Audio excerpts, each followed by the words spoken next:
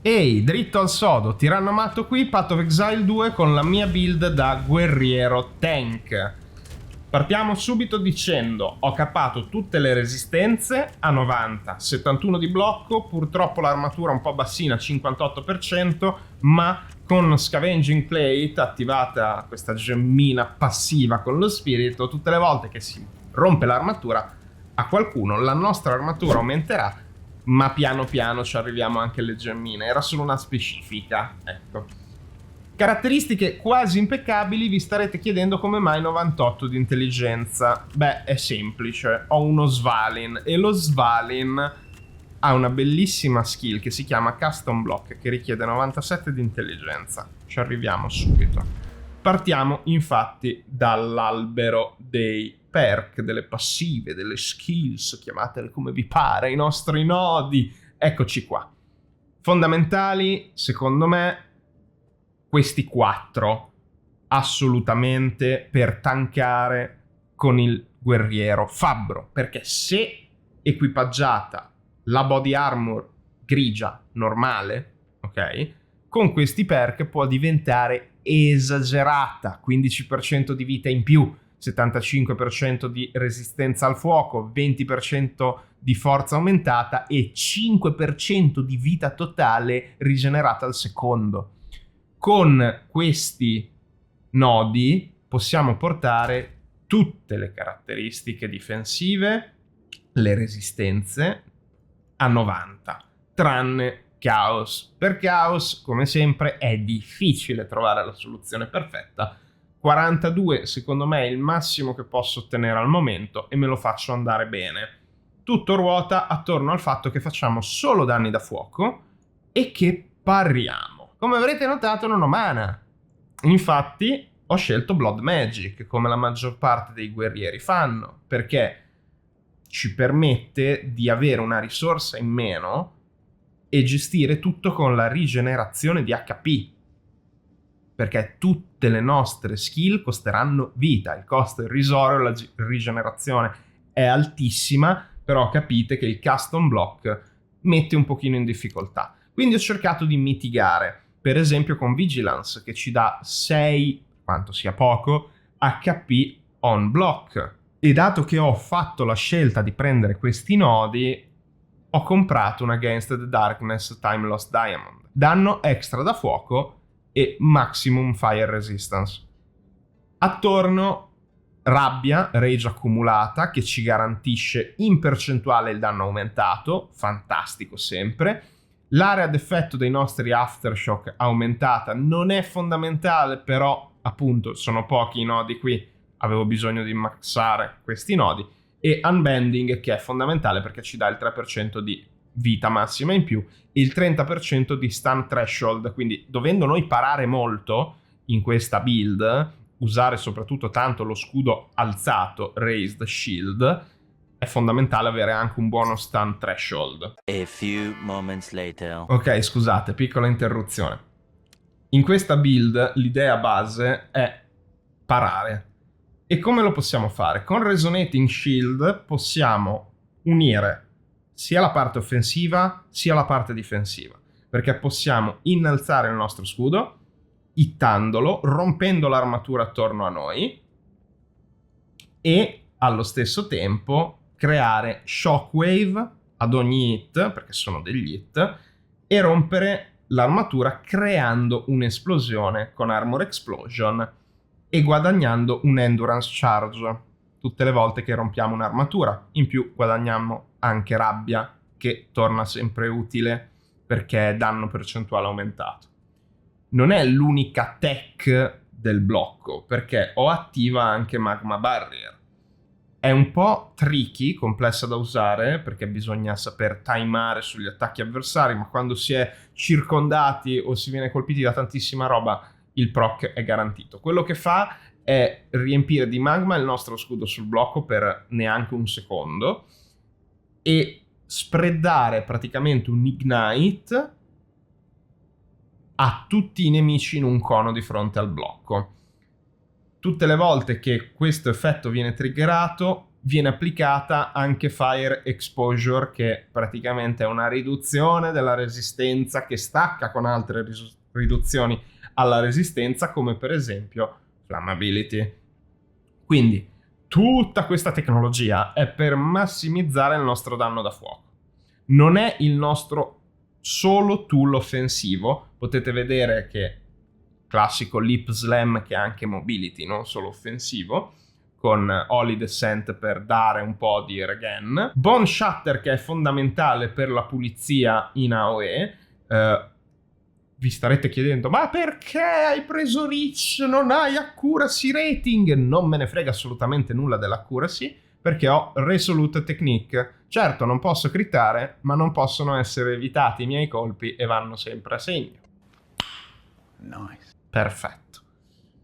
Infernal Cry, che va a dare un boost a tutte le abilità all'interno del nostro kit. Anche lui va a consumare le endurance charges, come anche l'auto attack, che non fa tantissimi danni, ma l'ho reso uno strumento per uccidere i rari e i boss più come finisher, perché serve per creare più build up e a Cooling Strike, ma soprattutto con Rally. Praticamente le endurance charges io posso scegliere o vanno a potenziare ancora di più gli attacchi con l'Infernal Cry, oppure vanno a curare. Quindi ho sia il tool più difensivo sia quello più offensivo, con le endurance charges che vengono generate da Resonating Shield e Magma Barrier. Però non siamo ancora arrivati al clou del DPS di questa build, l'Ancestral Totem con Rolling Slam.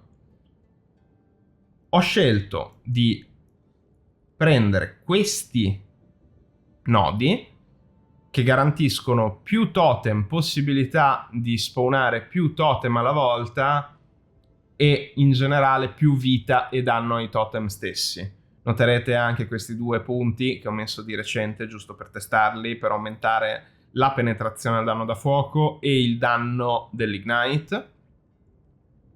Giant's Blood ovviamente è un must per usare l'arma a due mani con lo scudo, non l'avevo neanche citato perché ovviamente era scontato, scusate, non ci avevo neanche pensato, passandoci sopra va assolutamente sottolineato. Unnatural Resilience e Prism Guard sono fondamentali per cappare le resistenze e va bene. Nel mio amuleto ho allocato Titanic, che è utile per l'aumento percentuale di forza e lo stun build up e lo stun threshold, però appunto se si può allocare non costando tantissimo a livello di emozioni distillate, secondo me valeva la pena metterlo nell'amuleto. Idealmente per questa build Cremation dovrebbe essere proprio il top per l'amuleto, però Cremation costa tutto, cioè costa veramente troppo per essere allocato nell'amuleto. Va bene così.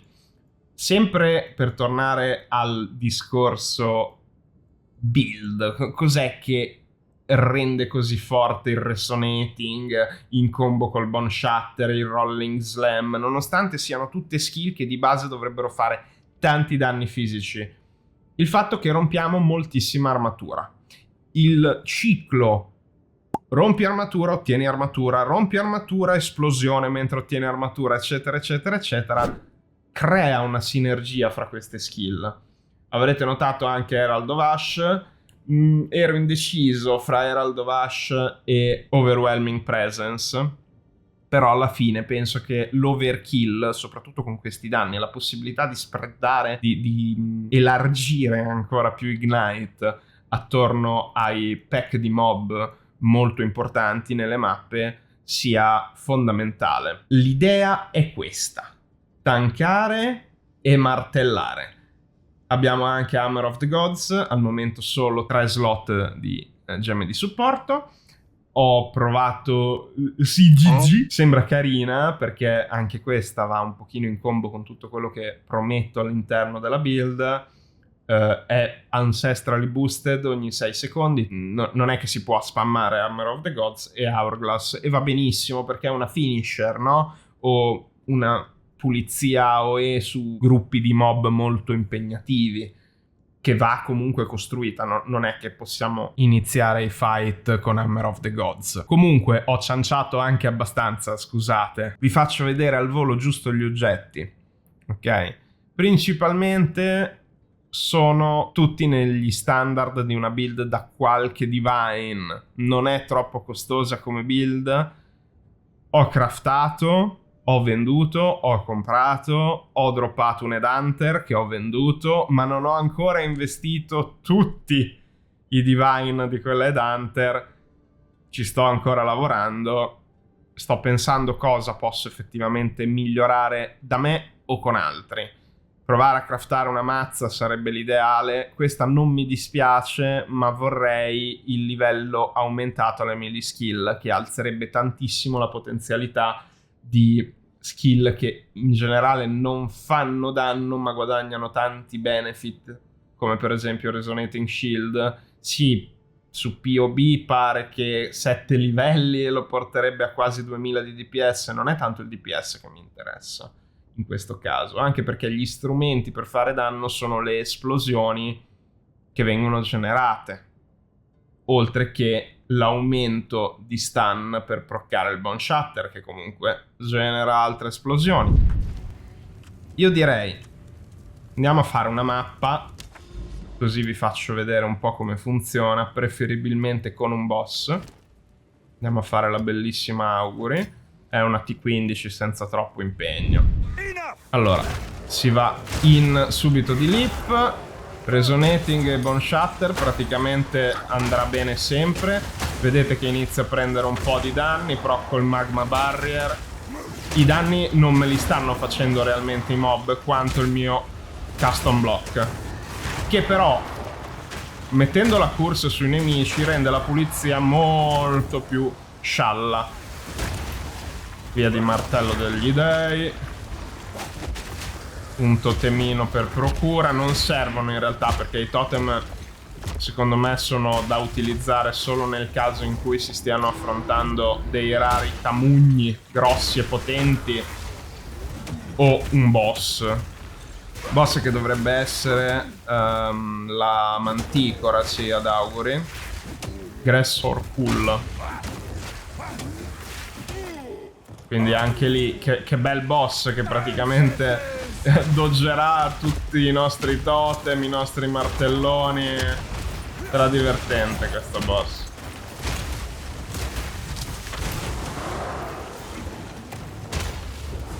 Un po' di cries ogni tanto. Sempre tenere d'occhio le endurance charges per decidere quando usarle in maniera offensiva o difensiva. Vedete che la rage comunque la mantengo attorno ai 20, il cap è 26, se non ricordo male dovrebbe essere 26, fatemi vedere, sì è 20, no, 20, 32, 34, 34, ok.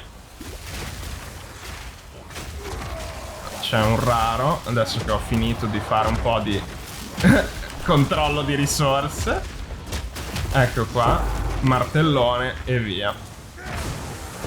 I proiettili sono un problema per questa build, come la maggior parte della quantità a mitraglia di danni che vengono bloccati, perché appunto il custom block, scusate, costa comunque 108 HP tutte le volte, perché Flammability costa 108 HP. Quindi quello che succede è che quando blocco in realtà prendo un po' di danni, ma la regen che ho, le endurance charges e l'eventuale pozioncina vanno a mitigare generalmente il problema. Cioè, non è un problema, ecco. Magari quando il server lagga, si sta entrando in una mappa piena di porcospini che mitragliano la qualsiasi, sì, potrebbe far panicare. Potrebbe anche uccidere in realtà, però se si gioca attorno a questa piccola debolezza non è poi così un problema. Quella Strongbox non ho gli orb da andare a prendere, pace, la farò normale. Non sto rushando la mappa, sto un po' facendo tutto per farvi vedere come si comporta, per vedere se effettivamente c'è qualche sfida qui in giro, ma parrebbe di no.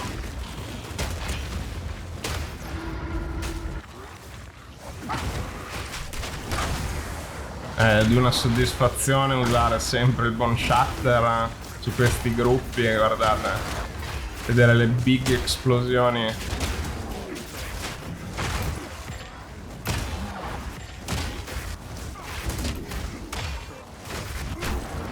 Anche tirare un lip ogni tanto, un urlo, cioè vedete non mi sto neanche impegnando, cioè, ormai è così triviale fare questo tipo di mappe con questa build che come prima mappa della giornata va alla grande. Ecco qua, un piccolo raro.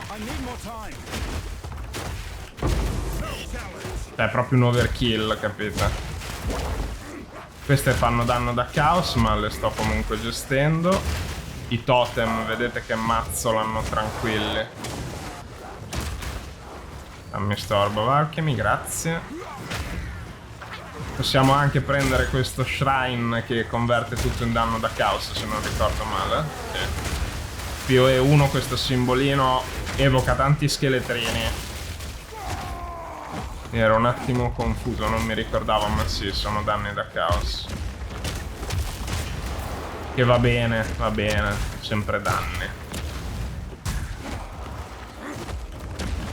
Un po' di totem, ecco, vedete, cioè se vi rompe un po' il cosiddetto affrontare un pack di mob perché è in un angolino, perché ci sono tanti tiratori, tanti porcospini, eccetera, c'è una colonna, boom, giù 2 totem, ci pensano loro.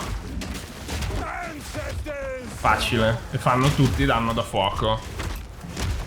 Quindi qualsiasi cosa venga fatta a voi andrà a rendere vulnerabile il nemico.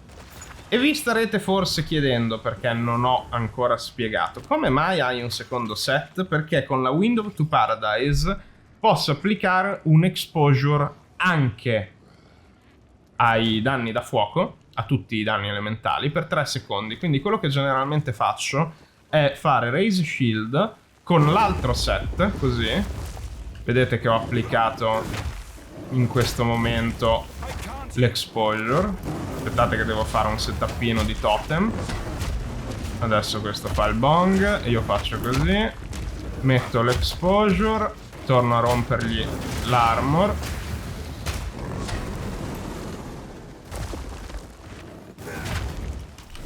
Lo mazzoliamo giù di Martellhouse. Mi sa che l'ha doggiato per un pelo, era un pochino sbagliato l'hitbox da parte mia, del martello. Pensavo si sarebbe mossa jumpandomi, ma era ancora troppo stunnata. Errore mio.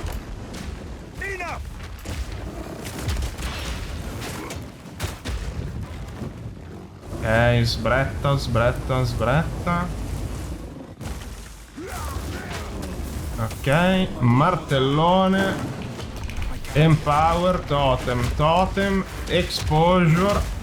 Di nuovo spezziamo l'armatura, un paio di attacchi, via. Ah, ma qui c'è un Gianfranco. Quindi Gianfranchi e Giancarli, benissimo.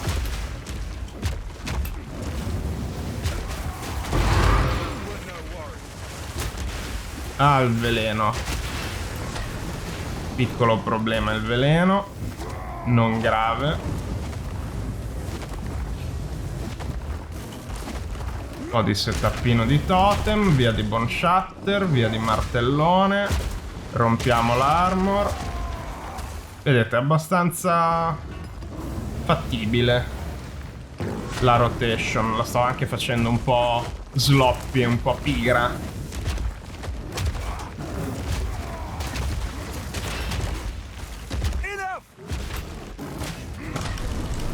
Interrotto, martellone. Totem, totem, totem, totem, empower, rompi, exposure, lip e via così.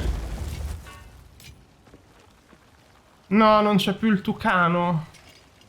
Rip tucano. Ecco, ragazzi, questa è la build. Proprio dimostrata al 100%, non nella situazione più impegnativa e quello che volete. Non è il one shot bossing time. Secondo me, per fare un minimo di zoom fra le mappe va benissimo. È una build che al momento penso sia relativamente economica. Bisogna un po' avere fortuna, come per esempio questo anello. È stato venduto al ribasso, tra l'altro, l'ho pagato pochissimo, un divine e mezzo mi pare. A parte questo, tutto il resto è relativamente economico, non dovrebbe costare troppo sta roba. Forse l'Against the Darkness con gli altri gioiellini che non sono niente di che, Maximum Fire Resistance, Block Chance, Fire Damage.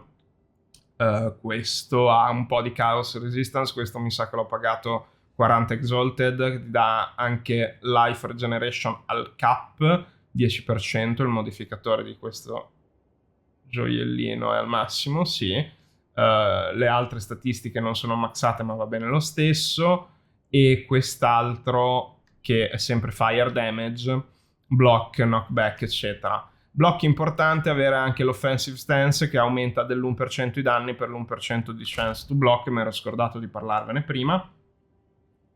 È interessante, ecco, mettiamola così, con lo Svalin che garantisce il blocco fortunello anche se riduce il maximum block. Questo è rollato molto bene, questo Svalin, perché è meno 10 invece che meno 20 e con un'ottima armatura aumentata, e sì, è fortunello, quindi prendiamo sempre il tiro di blocco migliore.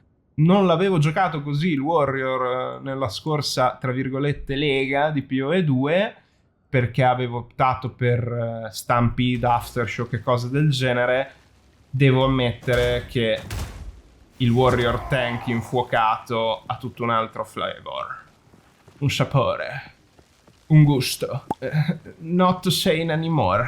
Tiranno matto out, grazie per essere rimasti qui con me. Per oggi questo è quanto. Alla prossima. Keep grinding.